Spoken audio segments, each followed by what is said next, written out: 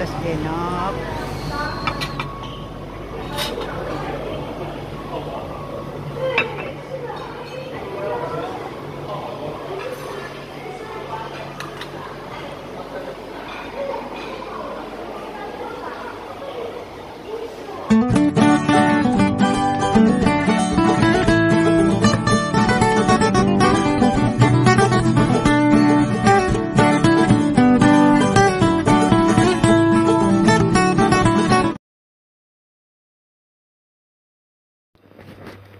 Hello guys, good morning.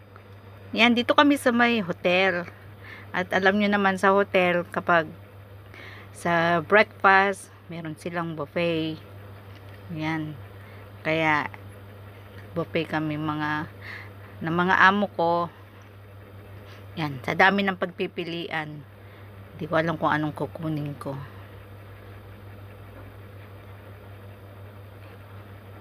Yan, dami nilang tinapay.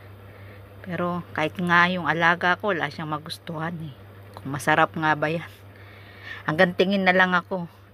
Kasi hindi ko rin naman kahit hindi rin ako mahilig sa tinapay.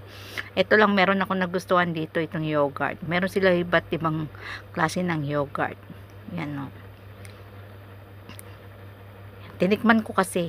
Ang akala ko kasi yung yogurt nila matabang. Pero nung tinikman ko, meron din pala siyang tamis na konti. Meron din siyang mga ingredients na pwede mong ilagay kung gusto mo ng oat milk o yung mga may prutas, yon. Yan, meron din party dito na kung kakain ka ng lugaw, yan, meron silang maalat. Meron din silang taho. Mga iba't ibang klase ng soya beans. Yan. Maraming pagpipilian dito sa sa hotel na to. Na pagkain. Kung gusto mo rin ng noodles, meron din sila. Kung gusto mo rin ng kanin, meron din sila. Kung gusto mo lang ng tinapay, meron din sila. Kasi yung alaga ko, nagustuhan niya yung toast bread nila. Ang alaga ko kasi mapili rin eh. Ayan.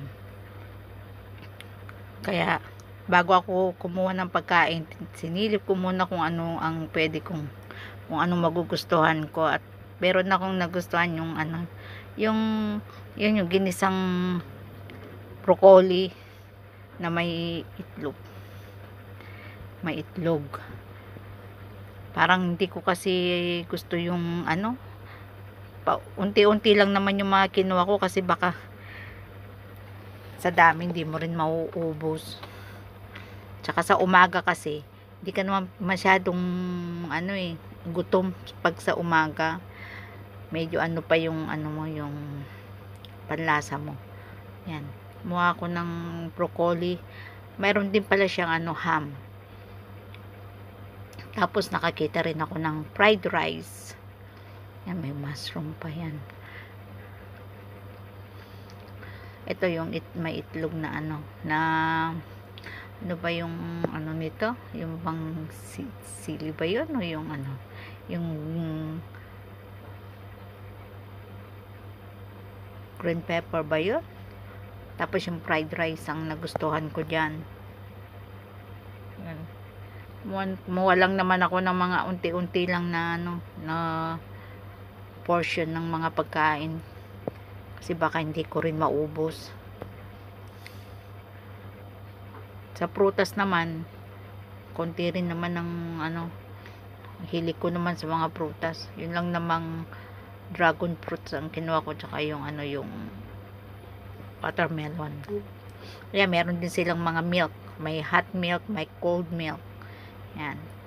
Ito yung mga oat milk na iba't ibang klase na pwede mong yalo dun sa gatas. Meron din silang mga iba't ibang cheese. Kung anong gusto mong cheese. Lalo na yung amo ko mahilig sa cheese. Yan. May mga cold food sila. Yan. Mga cheese yan. Iba't ibang klase ng mga cheese. Yan. Tinignan ko kasi lahat eh. Meron din silang mga sausage. Yung mga butchi-butchi. Meron yung mga pala. Nagustuhan ko yung may butchi-butchi rin sila. May donut din. Yung butsi-butsi lang naman ang gusto ko eh. Yan, kumuha ko ng salami. Kasi nagustuhan ko yung lasa. Ito, meat siya. Hindi ko masyadong gusto yung ano. Kasi malamig siya. Cold food dito eh. Kaya hindi ako kumuha masyado. Yun lang kaya kong kainin ng kinuha ko. Yan. Masyal-masyal tayo. Medyo maluwang din yung ano na to eh, yung hotel na to eh, yung ano nila, dami mo talagang pagpipilian. Yan, meron din silang mga, hindi ko alam kung anong mga ano no, yung laman ng mga ano na to, pero yung butsi-butsi lang naman ng kakilala ko, kaya yun ang kinuha ko. Tsaka itong meron silang isang ano na taro ang nasa loob. Yan, ayan ang butsi-butsi. Yan ang, pero kumuha lang din naman ako ng isa, tinikman ko lang din kasi baka magsisi ako pag hindi ko siya natikman. Yan. Yan, tapos yan, eto ng ano, yan, namasyal-masyal pa tayo kung ano pwede pa nating makita. Dito naman sa banda rito, mga itlog. Dito yung mga iba't ibang klase ng itlog. Meron din silang itlog na pugo. Yan, dami nilang itlog na pugo, ano. Tapos nakababad siya sa ano. Ito yung mga nakababad na itlog sa may ano, soya sauce ba yun? Basta may mga ganyang itlog dito. Yan, yan. Mamili ka na dyan kung anong mesang gusto mong kainan. Kami na doon kami sa may dulo kasi marami kami. Doon kami sa pangmaramihan. Yung alaga kong kinuha lang naman niya tinapay. Kasi yun lang naman ang kaya niyang kainin. Pati nga yung fried rice ayaw niya eh. Na kahit yun ang paborito niya, hindi rin siya kumuha. Yung iba't ibang klase ng tinapay, hindi ko rin gusto. May pie sila, hindi ko nga, ano, hindi rin ako tumikim sa pie, kasi parang hindi ko gusto. Meron din silang salad. Kumuha ko ng konti. Tinigman ko lang din.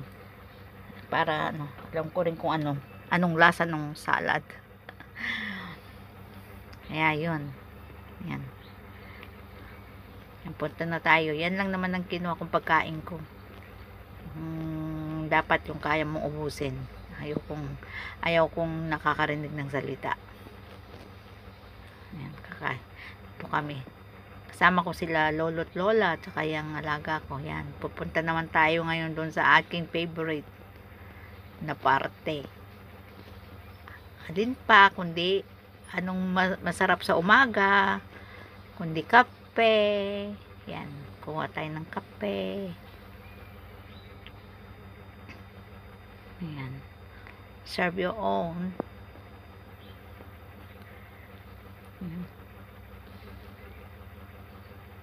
Ayan, yung may milk na ang kinuha ko para ano, kumpleto na siya. Ito ang gusto ko dito eh. Nandito na lahat. Akala ko nga walang kape. Naka-separate pala yung ano eh, kuhanan ng kape. Yan. Yan ang type na type ko. Yung may kape. Maganda yung hotel talaga na inano ni ma'am. Tama nga yung sabi niya. It's very good hotel daw. Tapos yung may mga activity sila malapit din sa hotel. Pwede mo lang lakarin. Tapos meron silang ano eh, everyday merong ano eh, itinerary. Ano ba yun? Kung anong gagawin mo. Pero namili lang naman si ma'am. Kasi ang talagang pakay niya doon yung mag-ski at saka snowball playing yung alaga ko. Yun lang. Kasi may balak silang mag-ski sa pag-uwi nila sa France. Ewan ko kung kailan nila balak. Para daw may experience naman ng alaga ko kung paano mag-ski kasi lagi niyang nire-request na I want to play skis. Eh, hindi pa niya nasusubukan ang mag-ski, kaya yon dinadala ni ma'am sa dinala niya diyan para ma-experience niya kung paano mag-ski.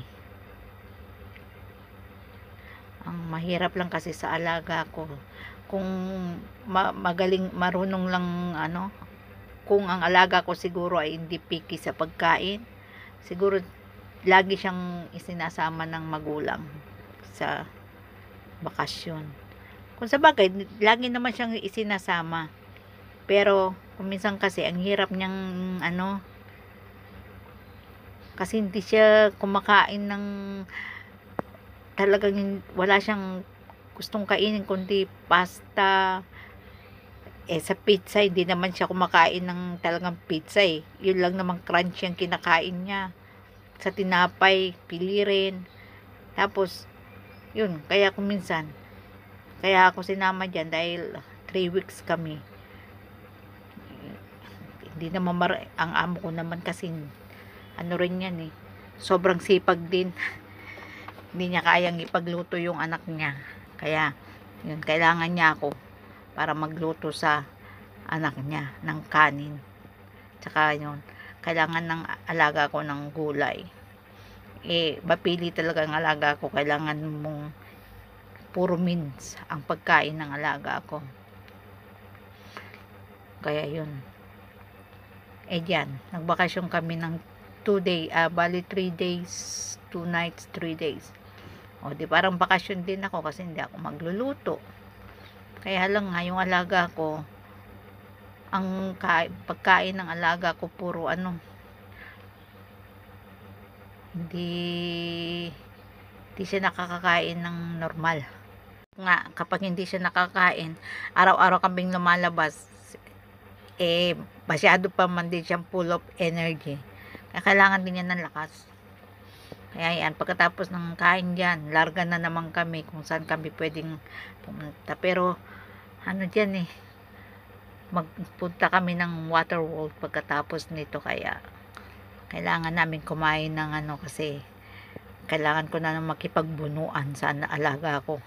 Kailangan may lakas ako na makipaglaro mamaya sa water world. And thank you guys. Yan ang salad nila. Tumikim din ako dyan kahit konti. Kaya ayan. Kaya thank you guys for watching.